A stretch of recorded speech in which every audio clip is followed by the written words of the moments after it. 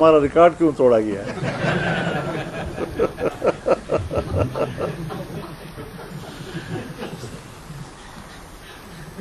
تو بات بنیادی یہ ہے، اور یہ احتجاج بھی ان کے سامنے ہے جی کہ کس قسم کا احتجاج تھا۔ بہرحال یہ جنگ ہم نے لڑنی ہے اور آئین و قانون کی روشنی میں لڑنی ہے۔ اس حوالے سے جو بھی صورتحال منظر عام پر آئی ہے، صوبے کے اسمبلی کے اندر سے یہ آواز اٹھی ہے۔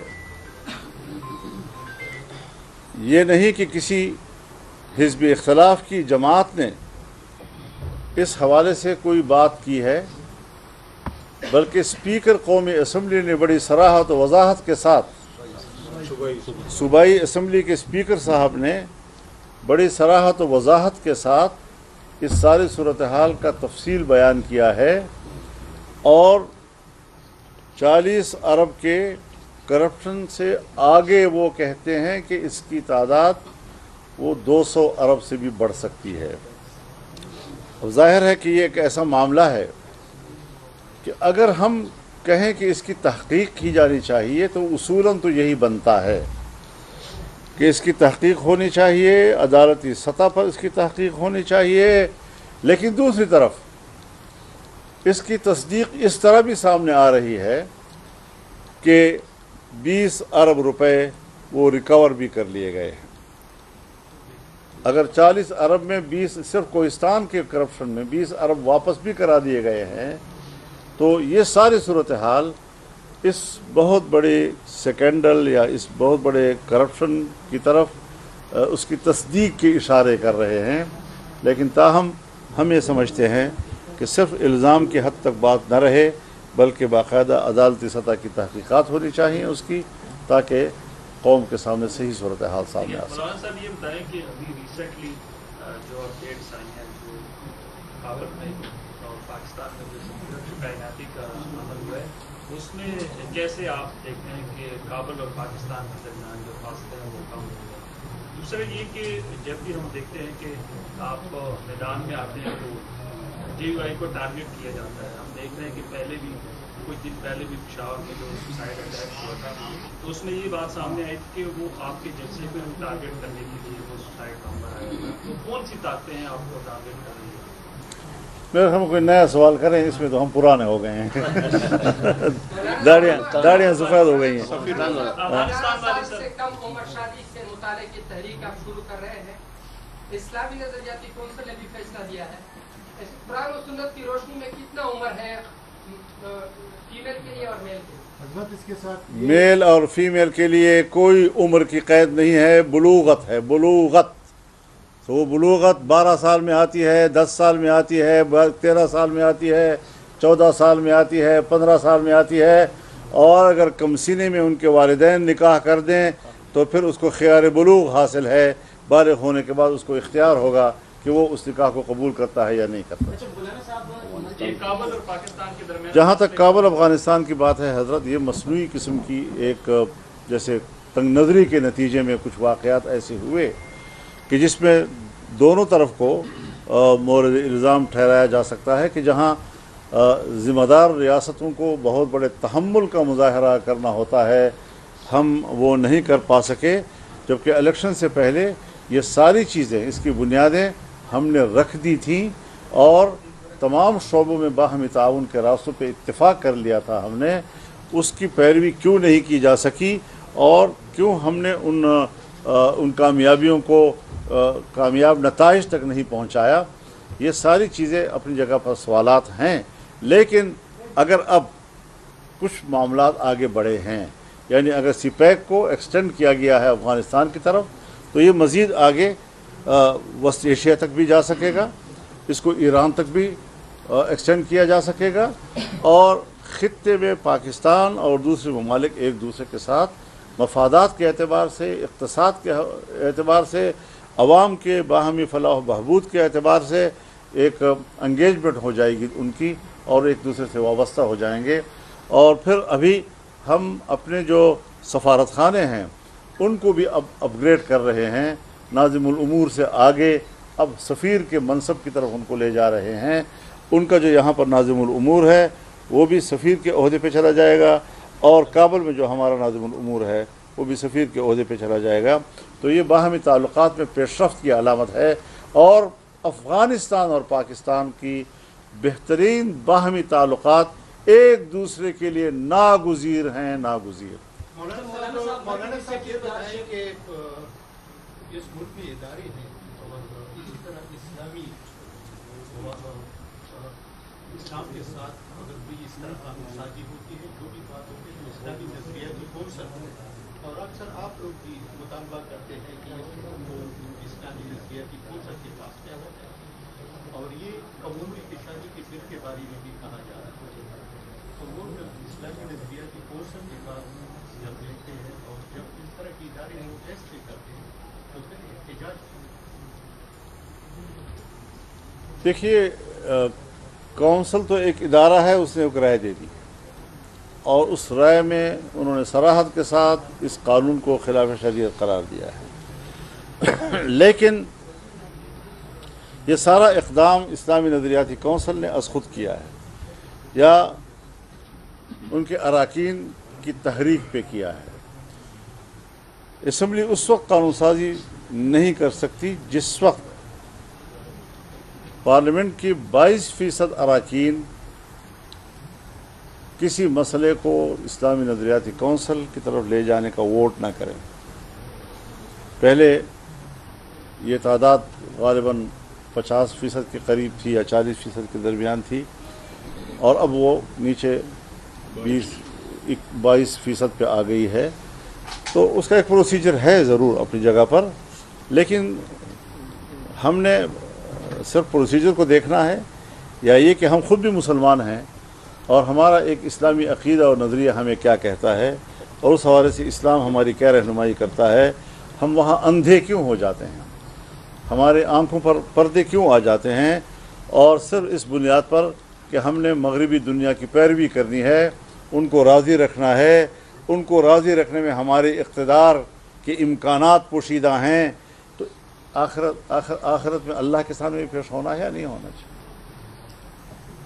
تو یہ حکمران حضرت اللہ کا جرم کر رہے ہیں، یہ مجرم ہیں، قوم کی بھی مجرم ہے، آئین کی بھی مجرم ہے، قرآن و سنت کی بھی مجرم ہے. مولانا یہ بتائیں کہ سپریم کورٹ میں مخصوص نشستوں کا مسئلہ زیر سماعت ہے. ججز نے یہ ریمارکس کیے ہیں کہ یہ جماعت کی نمائندگی نہیں ہے پارلیمنٹ میں، اس کو مخصوص نشستیں کیوں دی جائے. اس مسئلے کو آپ کس طرح دیکھتے ہیں؟ دیکھیے کورٹ جو فیصلہ کرے گی اس کا انتظار کریں گے. جب تک مسئلہ سب جوڈیس ہے تو ہم کیا کہہ سکتے ہیں. میرا سوال یہ ہے کہ پہلے بھی آپ نے صوبے کی سیکورٹی کے حوالے سے بات کی ہے، لیکن ایک دفعہ پھر آپ کی جو توجہ ہے وہ مبذول کرانا چاہ رہا ہوں کہ خیبر پختونخوا اور خاص طور پر جو ضم مسئلہ ہے وہاں پر سیکورٹی صورتحال خراب ہے. آج بھی جو ہے درہ دمخیل میں گھر کے اندر بلاسٹ میں جس میں 2 افراد جو ہے وہ جام بحق ہوئے.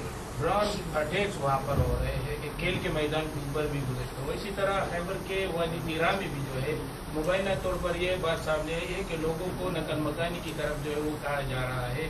تو اس پہ آپ کیا کہیں گے؟ تو یہ بات تو حضرت آج کی نہیں ہے.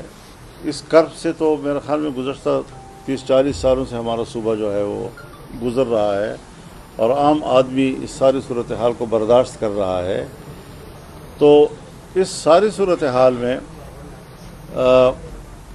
اب تو پہلے تو پاکستان کے علماء کا فتویٰ تھا کہ یہاں پر دینی مقاصد کے لیے مسلح جنگ اس کی کوئی شرعی حیثیت نہیں ہے.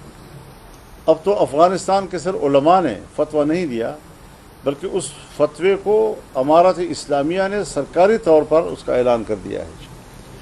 تو اس حوالے سے جمعیت علماء اسلام بھی خود کو علماء کرام کی اس رائے کا پابند سمجھتی ہے، اور مسلح گروپوں کو بھی اس حوالے سے علماء کرام کی آراء اور دونوں ریاستوں کے علماء کی آراء کا احترام کرنا چاہیے. مولانا یہ بتائیں کہ 2013 میں یہ بل جو آپ کی بات کر رہے ہیں یہ سندھ اسمبلی میں پاس کیا گیا ہے. ریسنٹلی یہ پنجاب اسمبلی میں پیش ہوا ہے، اور ابھی نیشنل وومن کمیشن اس پہ بات کر رہی ہے، اور صدر پاکستان نے اس پہ دستخط کیا ہے. تو یہ پیپل پارٹی کا شروع سے یہ ارادہ ہے کہ یہ بل ہم پاس کریں گے.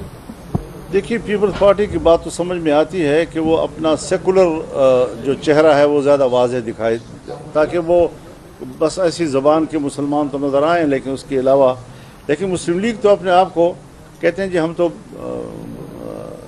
पाबंद 100 मुसलात हैं, और उसके बावजूद वो सिर्फ इक़्तिदार के बचाव के लिए उनके दबाव में आकर इस किस्म के क़वानीन नाफिज करती है। एक दफ़ा उन्होंने सिंध में कानून पास किया कि जी पता नहीं कितने सालों के कम कोई मुसलमान नहीं किया जा सकेगा जी। अब अजीब बात यह है कि आसिफ अली, इमदाद अली, हाकिम अली, कासिम अली, सारे सिंध जो है अली अली अली अली अली अली से भरा हुआ है जी।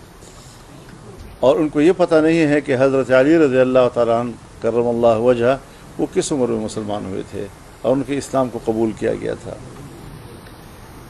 फिर अगर रसूलुल्लाह सल्लल्लाहु अलैहि वसल्लम का निकाह होता है, रुखसती होती है, हज़रत आयशा रज़ी अल्लाह तआला अन्हा की एक मिसाल मौजूद है जिस पर अहले सुन्नत वल जमात का इत्तिफाक़ है, और वो आपकी सबसे महबूबा जी, तो उस हवाले से हम अपनी तरफ से कैसे क़वानीन बना सकते हैं। लिहाजा रुखसती के वक्त के लिए ये तो तय है कि बुलूग होना चाहिए, लेकिन मुख्तलिफ दुनिया के मौसमों के मुताबिक हर इलाके के लोगों के मुद्दत बुलूग के अपनी अपनी उम्र होती है, उसमें तफावत भी आता है, आगे पीछे भी हो जाते हैं। तो एक चीज़ शरई तौर पर जायज़ है, आपने उसको जुर्म करार दे दिया, आपने उस पर सज़ा लगा दी, जुर्माने लगा दिए, 7 साल की कैद लगा दी, और जब ज़िना बिर रज़ा का सवाल आता है तो वहाँ पर आप प्रोसीजर को भी मुश्किल बनाते हैं, क़वानीन में भी तब्दीली करते हैं।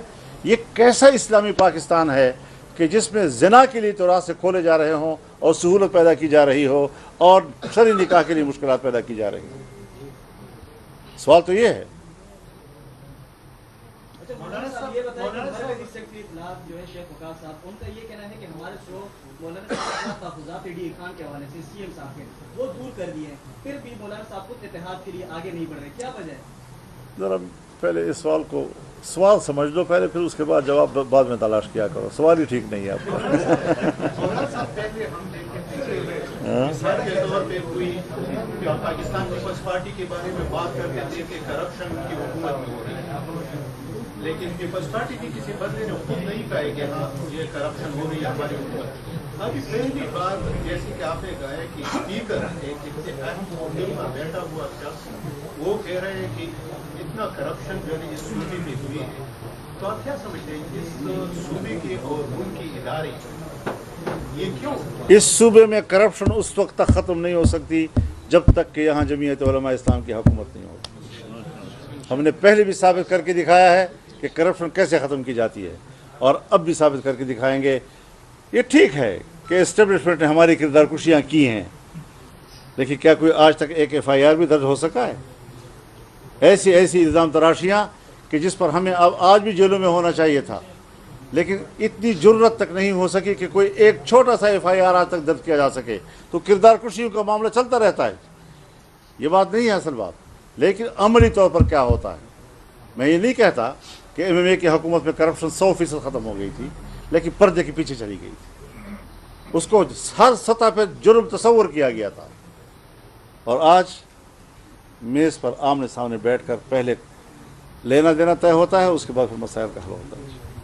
तो ये चीज़ें जो हैं यहाँ पर तो नज़रियात, दियानत, अमानत, इसकी जंग नहीं है, यहाँ पर जंग है अथॉरिटी की कि मेरे पास अथॉरिटी होनी चाहिए। तो जितना कमज़ोर इंसान होगा, जितना करप्ट इंसान होगा, जितना अखलाकी तौर पर गिया हुआ इंसान होगा, उसको लाकर आपके सरों पर बिठाएंगे ताकि उनकी कमज़ोरियों को इस्तेमाल करके उनको अपने अथॉरिटी के मुताबिक इस्तेमाल कर सकें। तो जंग अथॉरिटी की है, नज़रियात की नहीं है, अखलाकियात की नहीं है, और अमानत व दियानत की नहीं है। यहाँ तो अमानत व दियानत को पामाल किया जाता है, ऐसे लोगों को तलाश किया जाता है कि कौन है जो सबसे ज़्यादा करप्ट, बद अखलाक, गंदे अखलाक का इंसान, गिरा हुआ इंसान, उनको मिले اور آپ کے ملک کا حکمران بنا دیں تاکہ اچھے طریقے سے ان کو استعمال کیا جا سکے. بہت شکریہ آپ حضرات کا جی.